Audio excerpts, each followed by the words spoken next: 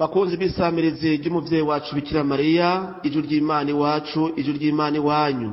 Ngaka kakanya keza Mukama duhaye kugira ngo atugaburire ifungurwa y'ijambo ryiwe. Igisomwa ca mbere tugikura mu gitabo c'umuhanuzi Ozeya mu kigabane ca 14 kuva ku karongo ka 2 gushika ku karongo k'10. Izaburi n'izaburi ya 50 canke ya 51 bivanye n'igitabo cakoreshejwe. Inkuru nziza ni mu nkuru nziza ya Matayo mu kigabane ca 10 kuva ku karongo ka 16 gushika ku karongo ka 23. Turi ku munsi wa gatanu mu ndwi igira 14 yo mu gihe gisanzwe umwaka w'amasabamana A. Muri kumwe na Patiri Bakanibona Hermes, umusaseredoti wo muri diocese nkuru ya Gitega muri paruwase yitiriwe Yezu Munyakigongo yo mu Bihemba. Yaga Mukama umusavyi wawe arakumviriza. Ivyo dusoma mu gitabo c'umuhanuzi Oze. Ngiriri yazwe n'Umukama. Isirayeli we, garuka ku Mukama Imana yawe, kuko waguye mu rudubi kubera ibicumuro vyawe. Gira amajambo y'ukumuzamba mukuri, uheze ugaruke ku Mukama. Umubwire uti, nkura ko ivyaha vyanje wakira iciza. Mu gishingo c'ibimasa tuzogushikanira ishikanwa ry'ibisabisho vyacu. Asiriya ntiyoshobora kudukiza, ntituzosubira kugendera ku mafarasi, ntituzosubira kubarira ivyakozwe n'intoke zacu tuti muri imana zacu, kuko kuri wewe ariho imfuvyi ibona imbabazi. Nzobakiza ubuhemu bwabo, nzobakunda urukundo rw'igishika, ishavu ryanje riraheze rwose. Isirayeli mubera nk'ikime, nawe azoshurika nk'irisi, ashora imizi nk'ibiti vy'iribani. Amashami yiwe azosagarara, ubunenazwa bwiwe bumere nk'igiti c'ikigazi, akamotera kiwe nako kamere nk'akamotera k'iribani. Bazogaruka kuruhukira mu gitutu ciwe, basubire kubiba ingano, bazoshurika nk'imizabibu, barangiranwe nk'imvinyu yo muri Libani. Efrayimi we, Mana natwe ntaco dupfana. Mbona ari jewe ndamwumviriza nkamuhangaza. Jeho meze nk'igiti c'isederi gitotahaye, akaba ari jewe ndamuha kwama ivyamwa vyinshi. Ninda z'ubwenge bwo gutegera ivyo vyose, ninda afise ubukerebutsi bwo kubizirikana. Erega nanone inzira z'Umukama ziragororotse, abantu b'intungane barazigenderamwo, abanyakabi nabo barahaca bakahasiga agahanga. Iryo ni ijambo ry'Umukama.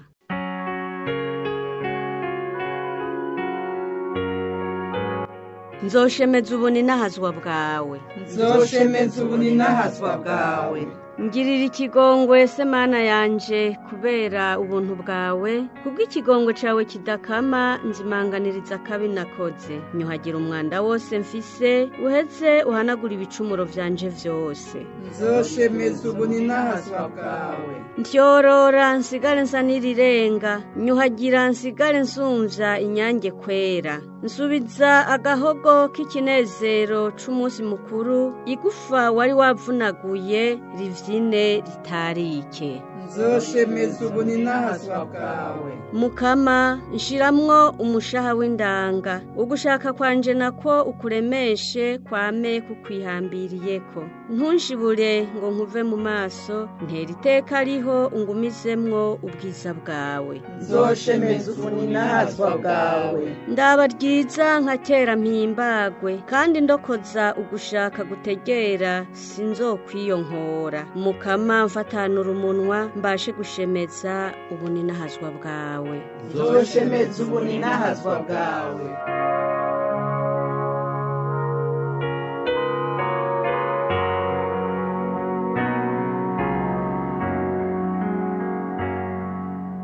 Ivyo dusoma mu nkuru nziza ya Yezu Kristo nkuko twashikirijwe na Matayo. Muri rya misi Yezu yabariye abatumwa biwe 12 ati, ndabatumye nk'intama mu mfyisi, muritegereze nk'inzoka muce bugufi nk'inuma. Yamara mwame mwibanga abantu, kuko bazobakwegera mu manza, bakabakubitira mu masinagoga yabo. Bazobajana imbere y'abatware n'imbere y'abami, muhogwa jewe. Muja kunyemera imbere yabo n'imbere y'abapagani. yamara umunsi babakweze mwiganyire mwibaze ico muza kuvuga. Ico muza kuvuga muzoca mukironka ku kanya nyene, kuko atari mwebwe muzovuga, ari mutima wa so wanyu azobavugiramwo.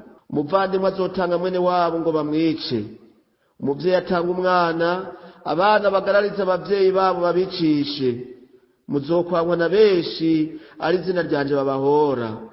Yamara utazotirigana gushika apfe niwe azokira. Umunsi wabatujije muri iki gisagara murahungire mu kindi. Ndababariye n'ivy'ukuri, umwana w'umuntu azoshika mutarakwira ibisagara vy'Isirayeli. Twakire kandi dushimagize iri jambo ry'Umukama.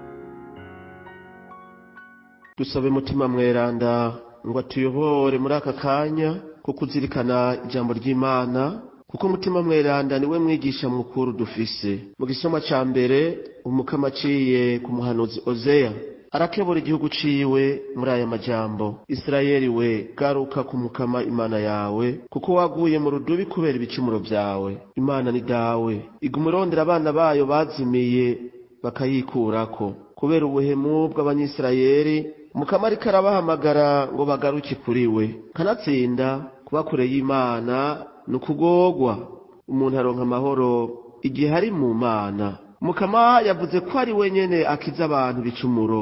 Tidushobora kwikiza n'inguvu zacu, ntavyo twoshobora. Yagize ati, nzobakiza ubuhemu bwabo, nzobakunda urukundo rw'igishika. Hari igihe twiyumvira Imana ko ari mu muterabwoba, muhambazi cane, ariko ijambo ry'Imana riraduhishurira ko Imana ifise igishika. Igitabo c'umuhanuzi Ozeya turiko turazirikana muri ino misi kitwigisha ko urukundo Imana ifitiye abantu bugereranywa na rurya umusore agirira inkumi ari mu kwabira, urukundo rw'igishika.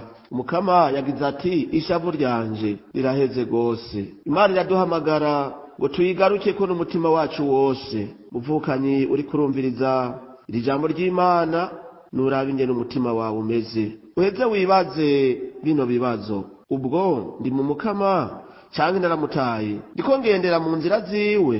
Uheze wumve aka kamo Mukama aduteye. Garuka ku Mukama Imana yawe. Hariho abagira bati, nzoba ndahinduka ntiharagera. Uko no kwihenda, mbega hazogera ryari? Umukama wacu Yesu Kristo aratubwira ati, nimube maso mwame mugavye, kuko mutazi umunsi n'isaha. Hari igihe umuntu yanka guhinduka akaguma mu vyaha ngo azoba arigaya, urupfu rugateba rukaza, umuntu atarava mu vyo yahoramwo.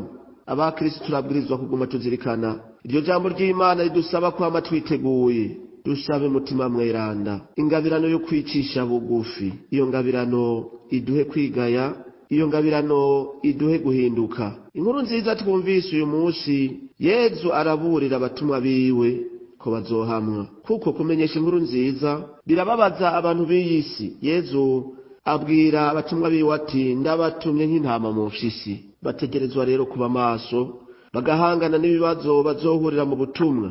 Yezu ntabaryosha, kanatsinda nawe nyene baramuhamye gushika apfe ku musaraba. Arababwiza ukuri rero ko bazobona amagorwa kubera injiri. Arabaremesha ko batotinya, kuko azoba ari kumwe nabo. Yezu agira ati, ntimwiganyire mwibaza ico muza kuvuga. Ico muza kuvuga muzoca mukironka aka kanya nyene, kuko atari mwebwe muzovuga, ari mutima wa so wanyu azobavugiramwo. Turi mu mezi yahariwe itorwa muri uku kwezi kw'indwi no mu kwezi k'umunani kuza.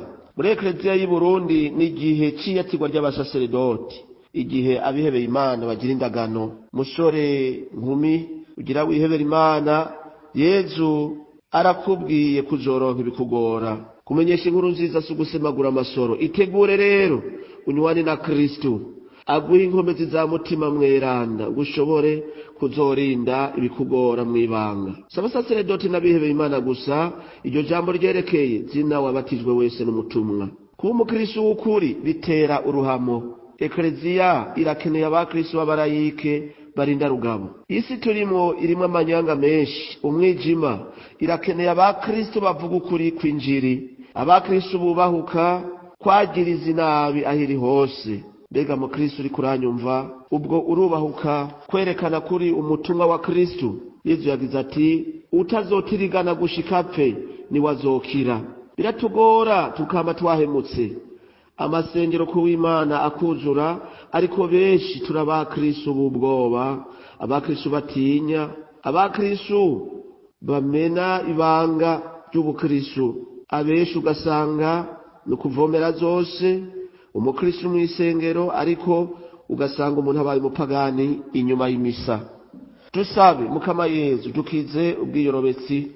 Iyi si ubu Burundi turakeneye abemanga ko ari abawe, bagiriza akabi aho kari hose. Turagutuye abasore guca batigwa mw'ibanga ry'ubusaseredoti, nubahe mutima mweranda bakomeze baze bigane abatumwa bawe ba mbere. Amen. Patiri Hermesi Bakanibona, umusaseredoti wa Diyoseze nkuru y'Igitega muri paruwase yitiriwe Yezu Munyakigongwe ya Bihemba.